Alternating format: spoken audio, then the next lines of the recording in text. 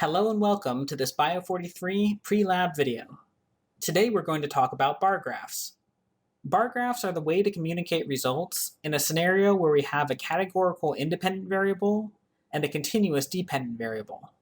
Let's ground this tutorial in a sample situation and review how to construct testable hypotheses and predictions as we go. Suppose we want to know if there's a difference in the size of the tetrahymena living in nature and the tetrahymena we use in the lab. Our null hypothesis is the source of tetrahymena has no effect on its size. A simple alternative hypothesis would be the source of tetrahymena affects its size.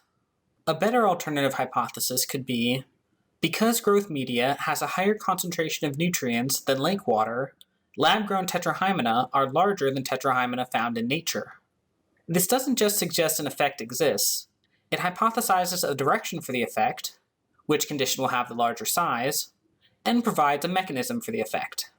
Based on this hypothesis, we can design an experiment where we collect some tetrahymena from fake lake and some from the lab.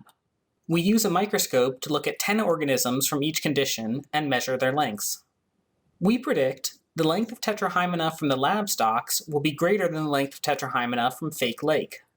This is similar to the hypothesis, but note that it is in future tense and has specific details based on this experiment, while the hypothesis is a more general present tense statement of presumed fact.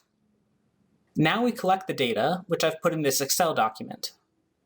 Again, I'm using the Windows desktop app here.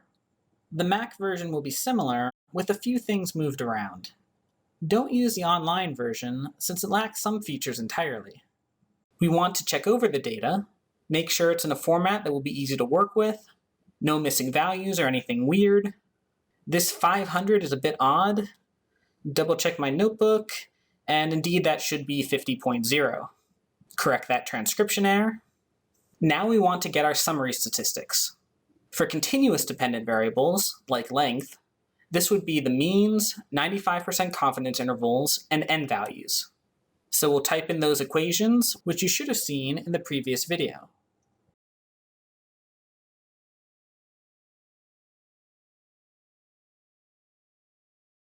The means and 95% confidence intervals can be much more effectively communicated visually.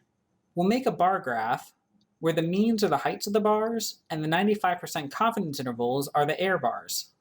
A bar graph like this is a typical plot to use when dealing with a continuous dependent variable, again that's the length of the tetrahymena, and a categorical independent variable, their source. There are many ways to set up the graph.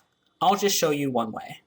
First, click away from the data, go to Insert here and choose a normal 2D bar graph. This just brings up an empty box at first. Click on it, then click Select Data up here. Now we add the relevant data. You can ignore the series name and just go to series values.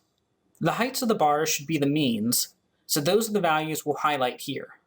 This makes the bars appear, though they're just labeled as 1 and 2. We can fix this by editing the horizontal axis labels. We'll just select the column titles. You may want to use more descriptive titles, but this will work for now. Click OK. So there are still a few things off here. We can fix most of them by editing chart elements. Click on the plus sign here. We can add axis titles, get rid of chart titles. Figure titles should be part of the caption that you'll later put below the figure when you make your report. I usually like to get rid of grid lines, but that's more of a personal aesthetic choice. The really important thing we're missing here is error bars. Clicking the box adds some random default error bars, but we want the error bars to be our 95% confidence intervals. For that, we need to go to More Options and pick Custom Values. Make sure to specify both the positive and negative error values as the 95% confidence intervals. Now let's add in the right axis labels with units if appropriate. And at this point, we're pretty much done, but there are some more aesthetic choices we can make. You can click on the bars and play around with the color and spacing.